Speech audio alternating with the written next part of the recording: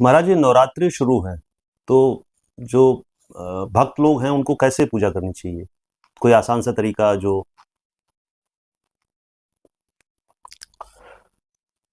देखिए, नवरात्रि जो है पहले है क्या, इसको समझना चाहिए। नव का अर्थ होता है नया, और रात्र का जो शाब्दिक अर्थ है वो रास्ता है।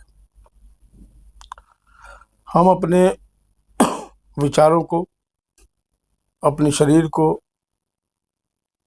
नए मार्ग पर ले जाए, इसका उद्बोधक है नवरात्र। इसका 9 दिनों से कोई मतलब नहीं है। नवरात्र शब्द का नव मतलब नया। नवरात्र में और दूसरी आवश्यक जानने की चीज ये है कि व्रत क्या है और उपवास क्या है। व्रत का अर्थ भूखे मरने से कहीं नहीं। व्रत का अर्थ है संकल्प लेना। आपने सुना होगा कि हमने देश सेवा का व्रत लिया है, तो क्या भूखे मर के देश सेवा होगी? ऐसा नहीं है जी। एक संकल्प जिससे हम कभी डिगे नहीं, उसे हम व्रत कहते हैं। तो हम नवरात्रि व्रत का संकल्प लेते हैं कि हम अमुक अमुक कार्य नहीं करेंगे और अमुक अमुक कार्य ही करेंगे। इसका संकल्प है नवरात्र व्रत। अब दूसरा शब्द आता है उपवास। तो हमारा मन, हमारा शरीर, हमारी आत्मा, हमारा मस्तिष्क जिस स्थिति में सदैव रहता है उससे हटना। वास का अर्थ है स्थिर रहना। हमेशा जहाँ हम हैं, हम घर में वास करते हैं, अपने जहाँ भी कार्यस्थल में वास करते हैं, एक ही कार्य करते हैं हम। उपवास मन को, इंद्रियों को, आत्मा को, शरीर को वहां से हटाना जहां हम निरंतर है, यह उपवास है। व्रत और उपवास को समझना पड़ेगा। तो दोनों में जो व्रत का आधुनिक अर्थ है, उपवास का जो आधुनिक अर्थ है, ये लागू नहीं होता। अब नवरात्र का मूल अर्थ क्या है? भारतवर्ष स्वभाव से शाक्त है। हमारे यहाँ नव वर्ष की जो शुरुआत होती है, जो प्रारंभ होता है, आप देखो शक्ति पूजन से ही होता है। और जिस प्रकार महिषमर्दिनी देवी इस नवरात्र की अधिष्ठात्री है, उसी प्रकार चैत्र नवरात्र की अधिष्ठात्री महाकाली।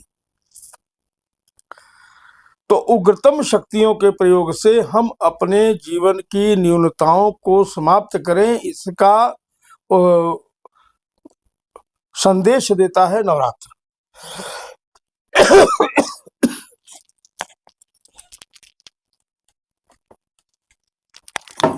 मूलतः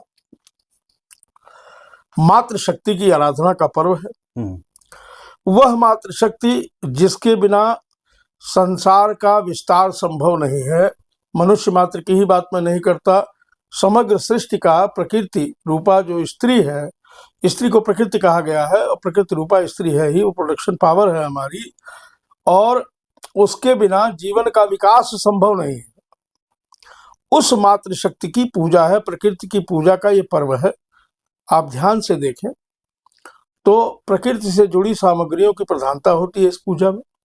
हम मिट्टी का कलश रखते हैं, हम उसमें शुद्ध जल, गंगा जल हो या कोई शुद्ध जल भरते हैं, आम के पल्लव रखते हैं।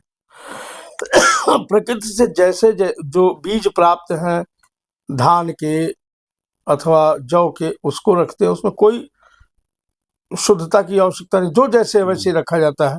उस पर साबुत सुपारी रखते हैं, नारियल रखते हैं, पूर्ण फल रखते हैं। सब कुछ प्रकृति से जैसे प्राप्त हुआ वैसे ही है। तो प्रकृति के संरक्षण का पर्व है नवरात्र। और अपनी देवियों में हम कन्या पूजन करते हैं। हमारी अघोर परंपरा में इस कन्या पूजन को प्रत्यक्ष शक्ति पूजन कहा जाता है।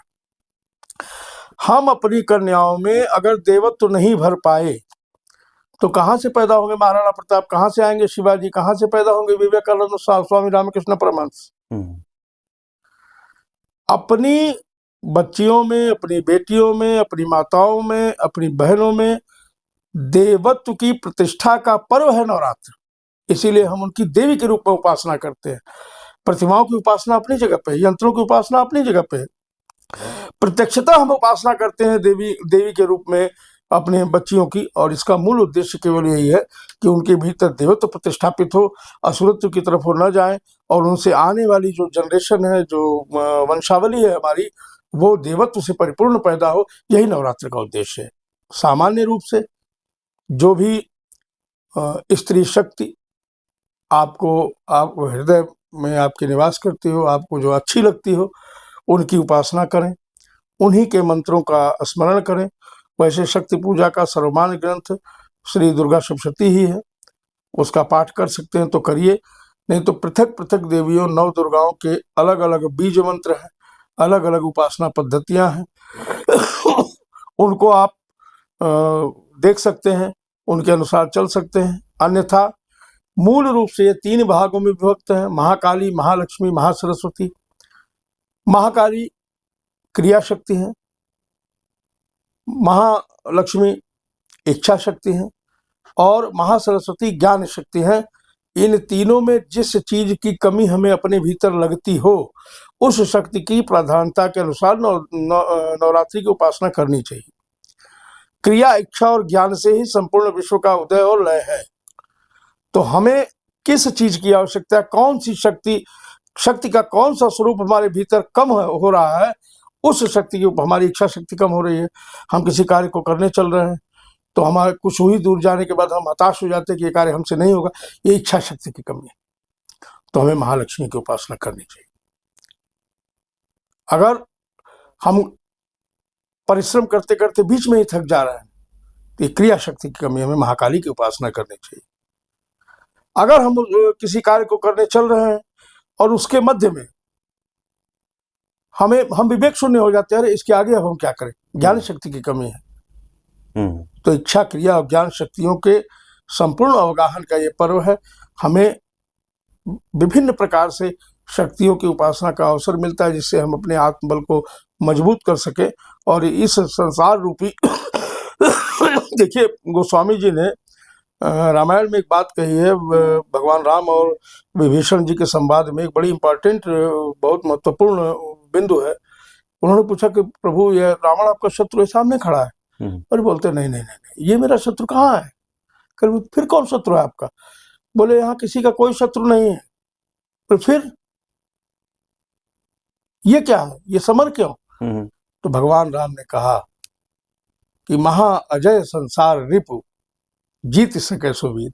इस संसार रूपी दुश्मन से, शत्रु से, अथवा इस संसार रूपी महासागर से उभरने के लिए हमें शक्ति की आवश्यकता है। और इन तीनों प्रकार की शक्तियों के माध्यम से ही हम इस दुस्तर संसार को पार करके मोक्ष की प्राप्ति कर सकते हैं। इसी की उद्घोषणा का ये पर्व है नवरात्रि।